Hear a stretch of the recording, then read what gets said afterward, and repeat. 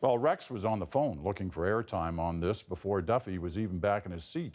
And how could we say no? The stage is yours, my friend.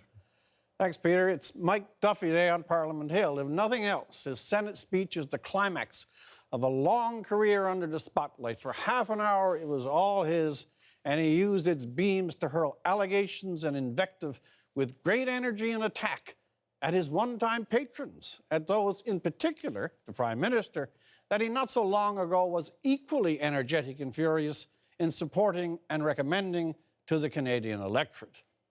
When things were going his way, no one had a louder trumpet for the Conservative cause and the Prime Minister than Mike Duffy. Today, with his Senate pay and suspension at stake, a glimmer of RCMP possibly in the distance, Mr. Duffy is a man liberated to gnaw the hand that so recently was feeding him. The wheel surely turns. Today, Mike Duffy compared Stephen Harper to Vladimir Putin. On the day of his appointment, I bet he thought he was a blend of Abraham Lincoln and Mahatma Gandhi. Well, the speech was a showstopper, as it had to be. If Mike had meat, this was the day to throw it out. He had, and he did. He named them all.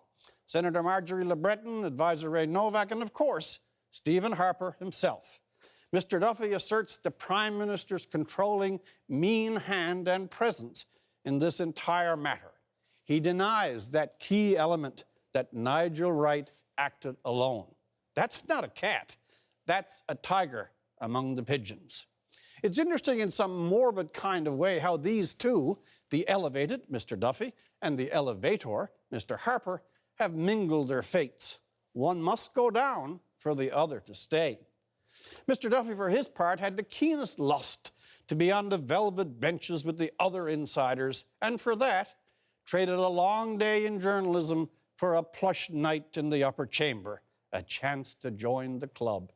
Some people wonder, however, why on earth Stephen Harper picked him. Well, listening to that bitter and self-justifying tirade in the Senate will give you the answer. Because Mr. Duffy is very good with a single-minded attack. He has an instinct for the pressure points of his opponents. He is not merciful to his foes. Harper liked his almost claustrophobic insider's intensity, matches his own. That love of rumor and gossip that has always been the Duffy style. These are all traits the Prime Minister values very highly when they are being exercised on his behalf. Today, the arrows were all flying home at him, mixed with a few extra explosives. Now, both parties are at each other, and it's like cobras in a brin bag. Mr. Duffy has landed an immense hit. He has completely taken over the agenda again.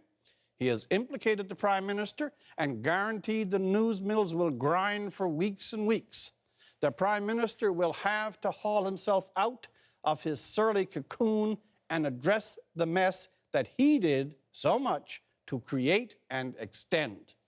It's not a nice spot for a three-term politician with the trade deal just done and a party convention about to start. A Prime Minister in real jeopardy, the Senate utterly reviled. Peter?